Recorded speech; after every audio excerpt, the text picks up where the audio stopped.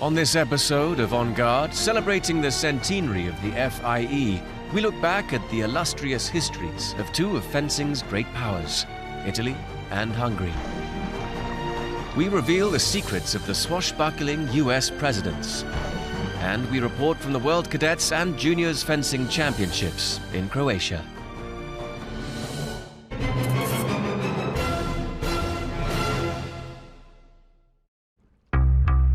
Future Olympic champions recently congregated at the small port of Porek.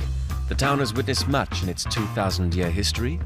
It has been governed by the Romans, Ostrogoths and Byzantines before Croatia eventually achieved independence in 1991.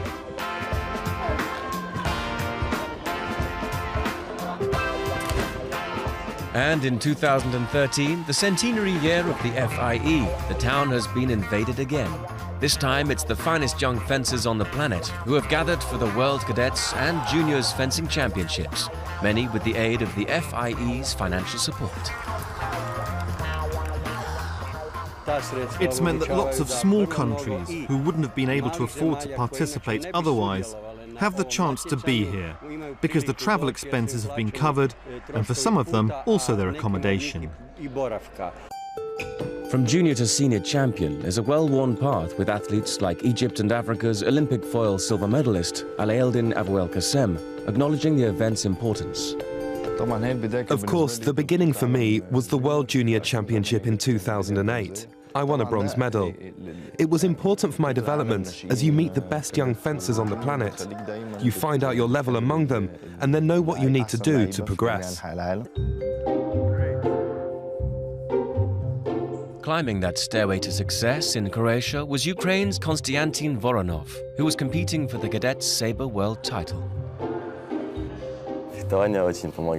Fencing helps a lot in life. It helps you to be goal-orientated, sociable. It helps you to communicate with people. Before fencing, I was weak, and after I started fencing, I became strong, self-confident, quick and shrewd.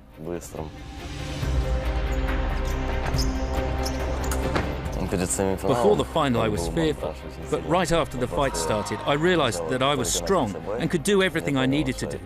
So I won.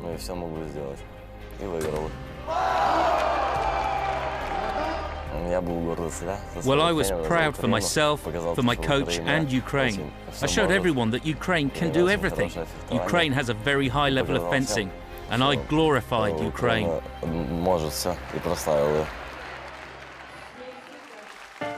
The championships also received backing from the International Charity Fund for the Future of Fencing, who awarded anyone finishing on the podium with a grant to buy fencing equipment. Based in Moscow, the fund was set up by FIE President Alisher Usmanov back in 2005 and has proved a valuable tool in the development and international growth of the sport.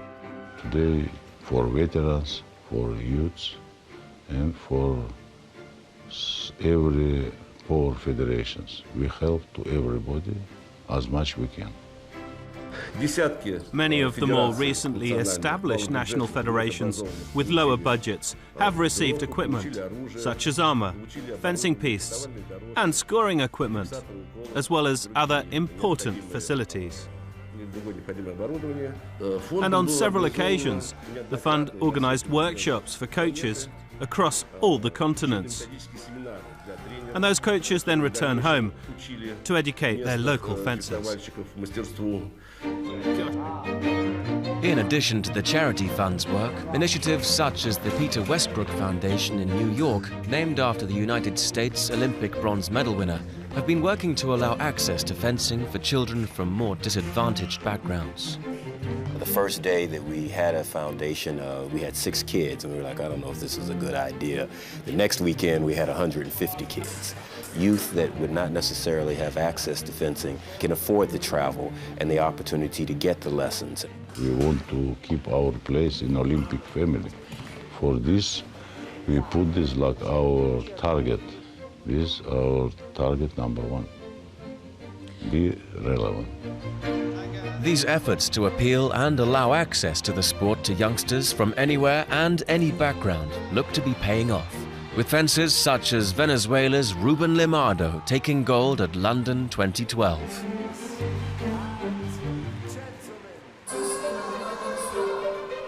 In Croatia, over 1,200 competitors from 98 different countries gathered, and another Venezuelan was catching the eye. Jesus Limardo, the younger brother of Ruben. Yes, fencing is very popular. Fencing is very famous and recognized in Venezuela now.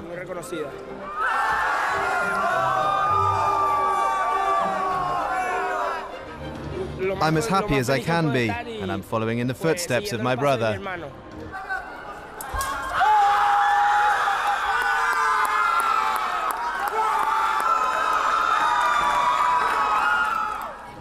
That's my dream. It's my ambition to win at the Olympics, and I will achieve it one day. Limardo Jr. eventually had to settle for a bronze medal. But with such a wide international spread of talent on display, the future of fencing looks to be in safe hands.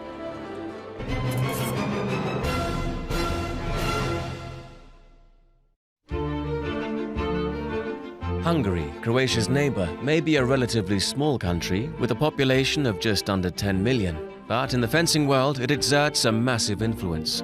With its strong cavalry tradition, Hungarians have a natural affinity with the saber.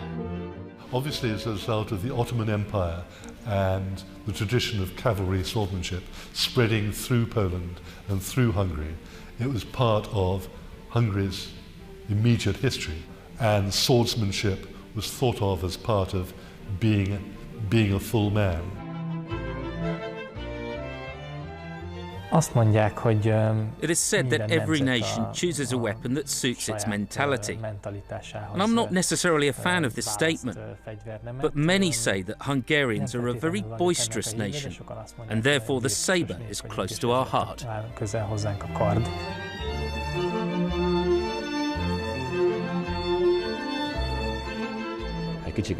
Being light-hearted, I'd say that a long time ago, Europe trembled from the fear of the Hungarian swords, so fencing is close to the Hungarian spirit.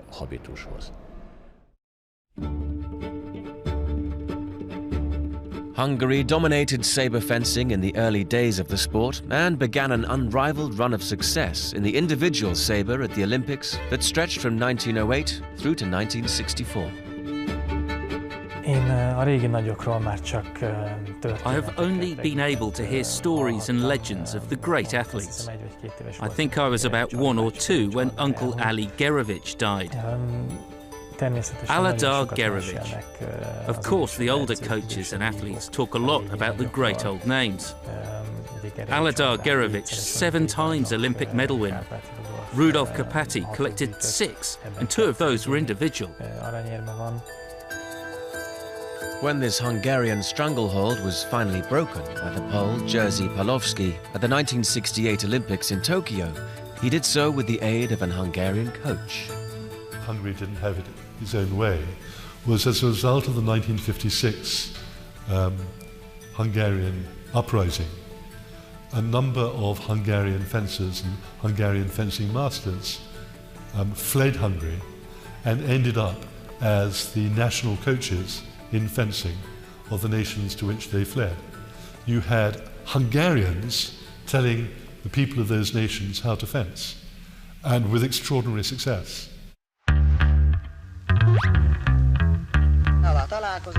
Aside from the saber, success took a little longer to come. But in the women's foil, Ilona Elek set the gold standard by claiming Olympic titles separated by a 12-year gap.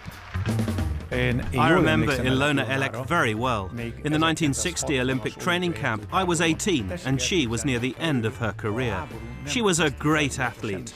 If the war hadn't prevented the Olympics in 1940, imagine what kind of career she would have had. After the war, the Hungarian men began to assert themselves with the épée, and a new golden age began. Fighting with such a talented generation helped Pal Schmidt, who went on to be elected president of Hungary to 2 Olympic team golds. Actually, I was very lucky, as I got into a team that had very strong athletes, like Kulshar Győző, Fenvesi Csaba, Nemer Zoltán, who later became individual Olympic champion. It was a very strong team, and we had very different styles. First of all, I had to fight for the right just to get into the team. That was in 1968 in Mexico. And then in Munich 4 years later, and in between we also won world championships. It was an unbeatable team. By the end of the 70s, though, the talent drain abroad had begun to take its toll. It wasn't until the 90s and the noughties when Timea Nagy took women's épée by storm, with a little help from Kulshar Györze after he returned from coaching in Italy. Her initial motivation was provided by something even more inspiring than a coach. There was a very simple reason. I was in love with a boy who was a swordsman, and I wanted him to be in love with me. So I started fencing, hoping that he would ask me out. But the boy stopped fencing, and I hope not because of me. 2 Olympic individual titles at Sydney and then Athens hopefully helped Nagy to overcome her early unrequited love and also served to inspire the man who took Hungary's success full circle in the sabre at the London Games. I remember when I started fencing, and in 2000, Timea Nagy had won her first Olympic medal. It was a huge motivation for me. I felt that I would be able to realise the greatest of dreams.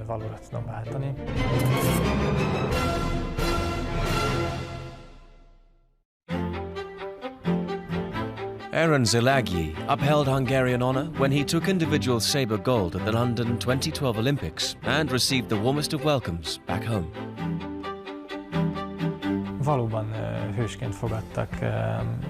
I was greeted like a hero.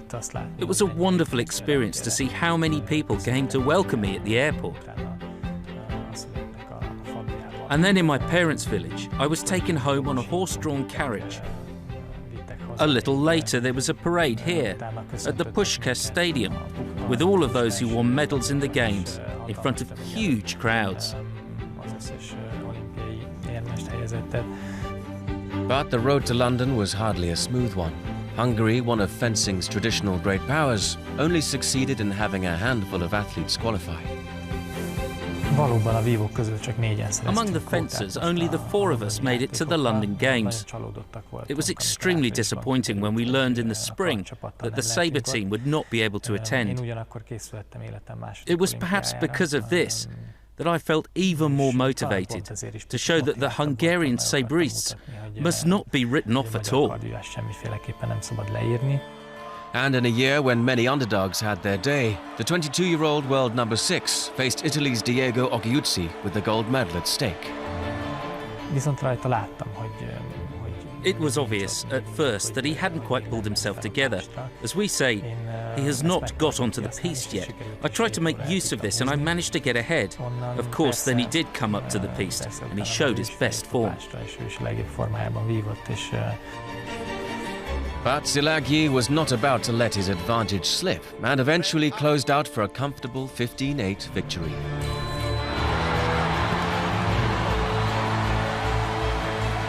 I was not the favourite.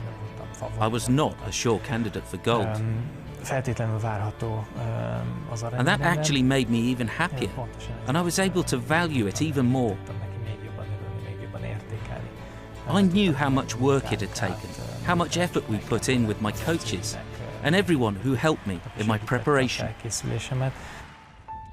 Szilágyi became the 3rd Hungarian to win the individual sabre at a London-hosted Olympics, following on from 1900 and 1948, and in doing so, has perhaps inspired the next generation of champions.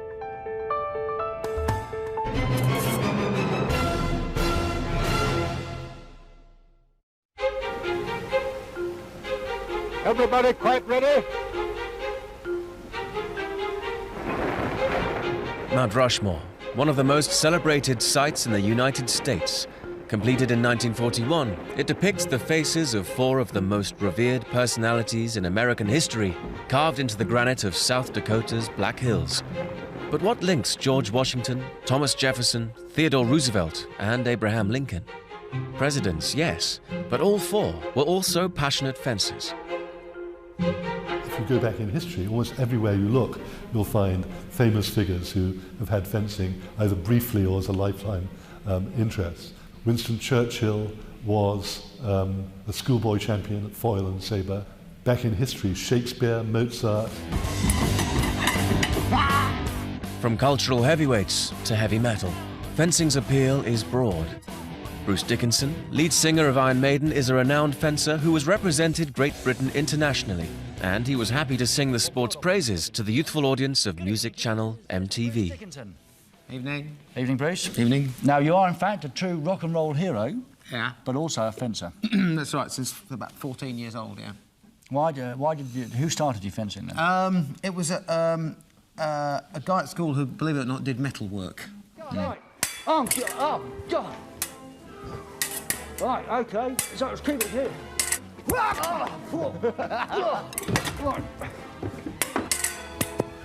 I'm coming on. Many people think fencing is a small sport. Forget it. It's a big sport. It's done by many people. And the people who do it, very often, I have to say, have influence, have power. Lawyers, writers, poets, painters, and they bring it forward. Opinion formers such as legendary crooner Neil Diamond, footballer David Beckham, or Facebook founder Mark Zuckerberg are all happy to be found out on the piste. Fencing's appeal, though, is universal. Many people say, yeah, but it's an aristocratic sport and so forth. No, it's not. Because if you're on the piste, you have a mask on, you're all equal. The cab driver, the plumber, the painter, the poet, the lawyer, they're all fencing, because on the piste you are equal. People who might not be athletic or sports-minded have found that whether it's a history of fencing or all the stories combined, or maybe it's just the pleasure of hitting another person in the middle of the chest, that it's a sport that they've taken to.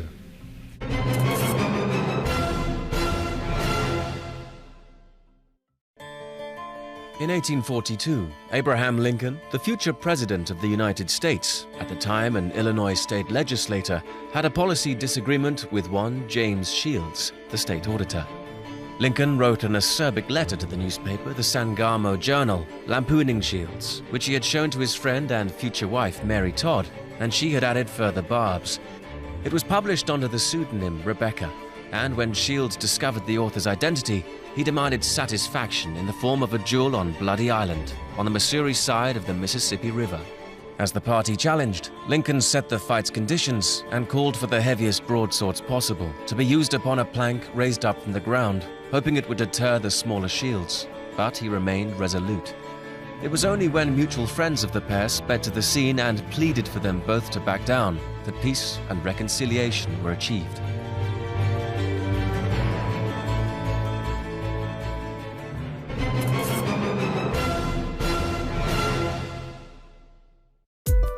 Next, the Queen of Jewels on the piste, an American star who has earned her stripes, Marielle Zagunis.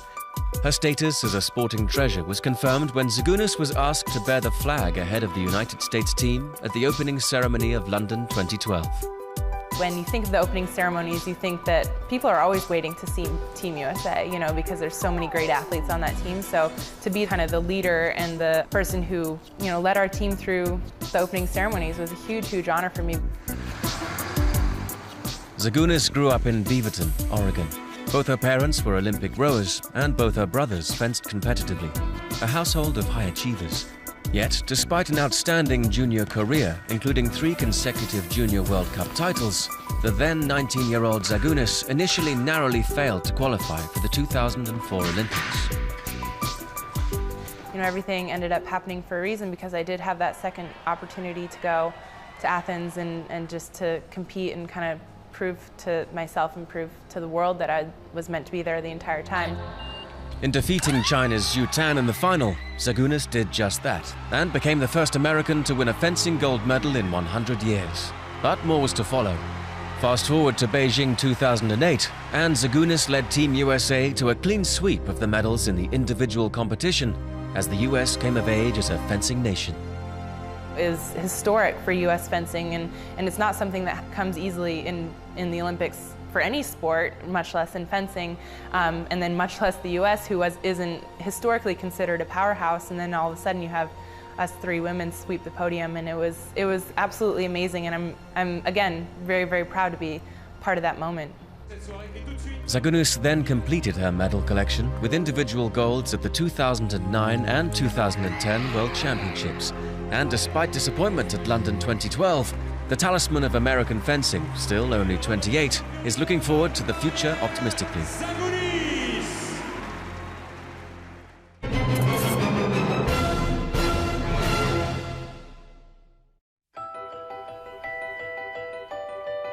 From the new world back to the old.